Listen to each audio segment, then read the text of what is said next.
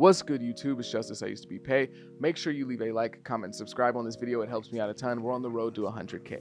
Now, I understand that the title of this video is nuts. It sounds crazy, but I promise you I'm going somewhere. I promise you I'm going to make it make sense. Just hear me out.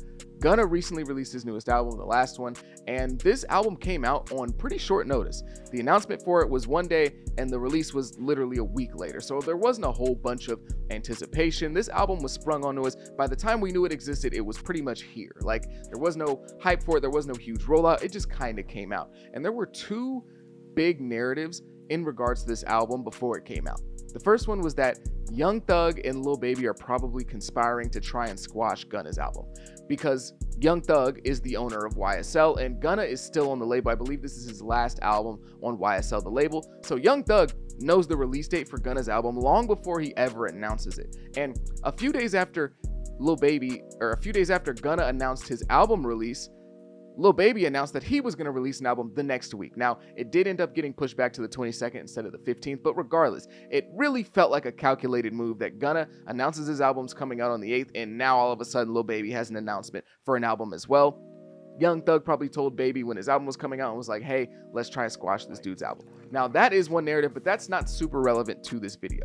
The second narrative is the much more relevant one, and that is people were saying going into this album, this was going to be another Get Ready With Me album from Gunna. Another album where he's dropping the same old music, you know, Duke Dennis IG story music, whatever that means. Like, people were just saying that he was going to come into this album with the exact same style that he's been using, and it was going to be the same thing. And I'm not going to lie, that narrative did get to me. Like, going into this album, I was like, yeah, that's probably a fair assessment, because that's how I've been kind of feeling about Gunna's music recently. I like his music, but at the same time, he does kind of do the same thing a lot of the time. It gets very repetitive. It gets a little long in the tooth if you're going to listen to an entire Gunna album and there's 25 songs. By the time you're at song 18, you're like, I could go for something else. I need a little bit of a switch up. You know, it still sounds good, but like, give me something new. So going into this album, before I even listened to it, I had already had that in my mind, and I had already kind of had a negative connotation about this album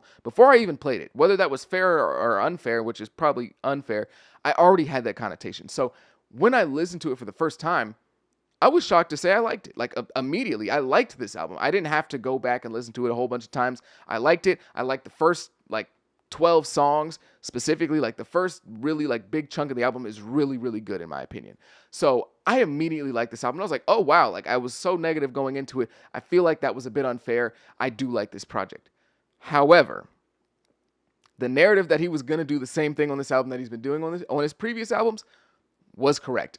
It was correct in my opinion. Like, even if you haven't heard this album, if you've heard his last two albums, like the album since he's came home from jail, then you know what this album sounds like, roughly. Obviously, you don't know the songs, but you know kind of what this album sounds like. So even though it is still under that same Get Ready With Me style of music, I liked it.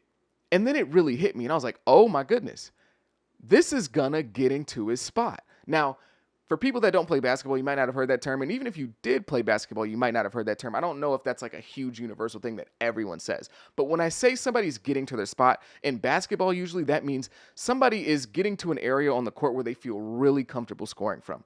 Like, you know, everybody plays basketball, trains to score all over the court. But at the end of the day, there are just certain places on the court where you feel more comfortable shooting the ball from, feel more comfortable dribbling from, and getting to and trying to, you know, finish at the rim. There's just places where you just feel really comfortable, whether that's due to your training as a kid or whatever it is. And especially if you really watch the high-level scorers in the NBA, they all kind of have spots that they go to. Somebody like Luka Doncic, he loves that left wing step-back three. He loves that shot. Kevin Durant, he's trying to get around that elbow area to shoot a pull-up midi. He loves that shot. Somebody like Carmelo Anthony likes to catch the ball in the mid-post, face up, jab, put that shot up. Somebody like Jason Tatum loves those above the break sidestep threes. So these guys, these elite players, they all have an area on the court that they kind of gravitate to kind of naturally. Like, I don't even think it's a thing where they're like, okay, I have to get to the elbow if I'm Kevin Durant. No, I think it's just kind of like a subconscious thing that happens. And of course, everyone in the world knows where these guys want to go if they're really locked in it, especially the other team. They know what Kevin Durant wants to do. They know what Luka wants to do. But at the end of the day, they still can't stop it because these guys are that good. And of course, they can score from other areas, but still, that's kind of the premise of getting to their spot. And that's exactly what Gunna did with this album. I knew where he was going to go with this album.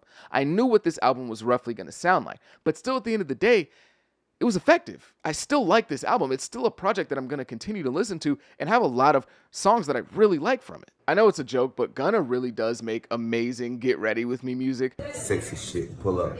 Like, if I'm going to post myself in my outfit, there's no artist that I'd rather pick than Gunna. But he does make great chill vibes music. Like, if you're going to go on a late night drive, he's perfect for that. If you're with a whole bunch of friends and you just want to kind of put something on the aux that nobody's going to complain about, something that everybody can vibe to, he's perfect for that. Gunna still is one of the best rappers in the game right now when it comes to flow. Like, his ability to glide on beats is S tier when we're talking about modern day rappers.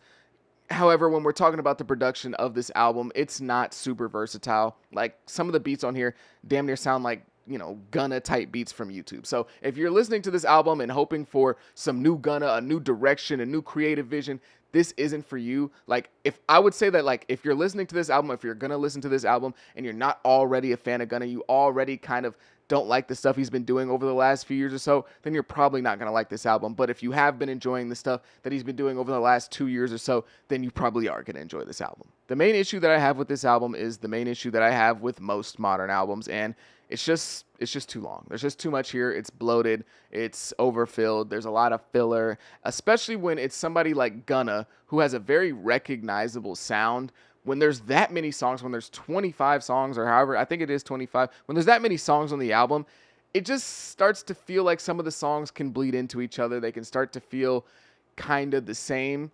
And I think that this album would greatly benefit by being cut by like 5, 6, 7. Oh my God. 6, 7! I would say like 5 songs, 4 to 5, let's say that range of songs that you could probably get rid of, and this album immediately becomes a little bit better. I would also say that if you're getting really particular about listening to it, you can even hear like the same snare throughout this album on different beats and other beat elements that are very similar throughout the entire album. Overall, if I were to rate this album, I wouldn't say that like this is, an album of the year. I wouldn't say that this is the greatest album ever. I wouldn't say it's a bad album though. I think it's pretty solid. I think it's pretty good. Overall, I would say that this album, if you were to ask me to rate it, I would say that it's decent, but it's a Chicago decent. So it's not like a regular decent. It's a Chicago decent, which is actually pretty good. The reason I compare Gunna to Prime DeMar DeRozan is because of the way that they both get the job done. If you know anything about DeMar DeRozan, you know how he likes to score.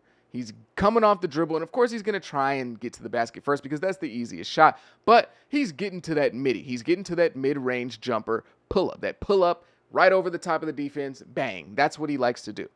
And more times than not, it's not going to be super versatile in terms of how he's scoring because he scores off the dribble. He's an off-the-dribble scorer, and there's a ton of ways to score in basketball. You can score off the dribble. You can score off of off-ball movement. You can score off of cutting. You can score off of off-ball screens. You can score off of, post-ups. You can score off of a pick and roll as the roll man or as the dribble man. You can score a ton of ways in basketball, but more times than not, he is going to be having that ball, going at his man off the dribble, often in isolation, and he's going to be getting to that mid-range jumper.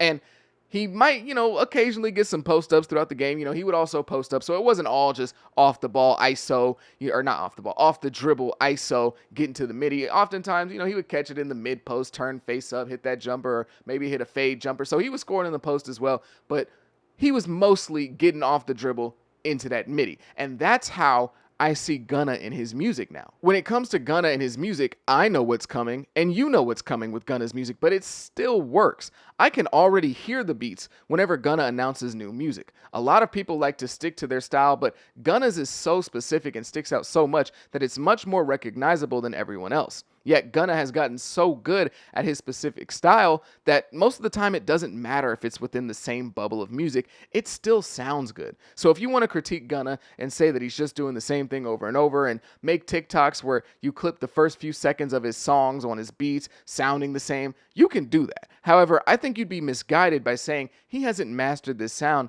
and made it successful. Gunna's style is the target of a lot of criticism because the people who aren't really big fans of it just don't understand why some people love it so much. They call his style boring and repetitive, and they just don't get the love for it, which is very similar to what was going on with DeMar DeRozan. Even when he was at his peak, 8 years ago or something like that, DeMar had a very antiquated game. He was getting to those isolations and hitting those mid-range jumpers, and he couldn't really shoot threes. And back then, even, I know like we shoot a lot of threes now in the NBA, but even back then, that was looked at as quite controversial. It was seen as an inefficient way to play basketball, and some people would even call it boring. Now, every now and then, Demar would have a crazy highlight finish, whether it was a dunk or a crazy layup, because he was an extremely explosive athlete, like one of the best athletes in the NBA. So it wasn't all like, boring mid-range jumpers, post fadeaways, whatever, all that stuff. He was still getting to the rim and having these extremely crazy highlights. And I think that for Gunna, the equivalent of that is a song like F You Mean, where it's just universally beloved. Even his biggest haters are like, all right, like, he got one there. Like, I think that Gunna and Demar both have a style that really does split people, where some people are really appreciating some of the minute details that exist within their overall somewhat repetitive style. They both get to their method of scoring using a multitude of different moves. So it's the same way, but they're setting it up different. It's one thing if they were doing the same thing over and over again, scoring with the exact same method, doing the same setup every single time. The end result for Demar Derozan is still going to be that pull-up midi jumper, or just a mid-range jumper in general, but he's going to get to it in different ways. He might have an ISO where he's dribbling 5 times and get to a spot and shoot it. He might come in, sidestep, shoot it. He might bully, pull up right over you, shoot it. He might catch it in the post, face up and shoot it. He might, do a dribble where he's dribbling the clock out, trying to get the last shot, pull up over you and shoot. There's a lot of different ways that he's still setting up pretty much the exact same thing. So for Gunna, the equivalent of that might just be, he's throwing in some Afro beats influence when he has an artist like Burna Boy on his song. He might have some Ye inspired, production like on a song like Rare Occasion. He might sing a little bit more on this song. He might rap a little bit more, or rap with a little bit more energy on this song. But at the end of the day, it's not always going to be the same dribble moves, but they're still getting to that spot. The last one as an album is a mid-range pull-up for Gunna. This is a guy sticking to his bread and butter. He's doing the things that got him into the position that he's in today. While some people might call it boring and might not like it, his fans appreciate the simplistic beauty of him just getting to his spot and knocking that jumper down, putting up a solid 24 points on 9 of 16 shooting from the field and 6 of 6 from the free throw line, showing all the different moves and different ways he can get to that mid-range jumper. Gunna, just like Prime Demar, is an elite level player, a guy who's going to give you anywhere between 21 to 27 points per game on any given season. He is not one of the most dominant forces in the league, but he still is an amazing player and can score with the best of them, and on any given night can give you an extremely tough time, all while playing his game. No matter what you want to game plan defensively, no matter what scheme, double team, whatever you want to do, ice the screen, try and deny him the ball. No matter what you try to do, he's going to get to his spot and he's going to score. Not a LeBron level player, but under the right circumstances can be a second team all NBA level player. He plays his game regardless of what's going on, whether you want to call it boring, inefficient, or old school, hard for no reason. No matter what you want to say about Gunna in his game, he's going to play his game, he's going to get to his spot, and he's going to knock down that mid-range jumper. But if you made it this far, I greatly, greatly appreciate you. Let me know what you think about this comparison. Am I tripping? Am I bugging? Am I just saying stuff? Am I going crazy? Maybe I am. Regardless, if you made it this far, I greatly, greatly appreciate you. Make sure you leave a like, comment, subscribe, do all those things. It helps me out a ton. I go by the name of Pay. Peace.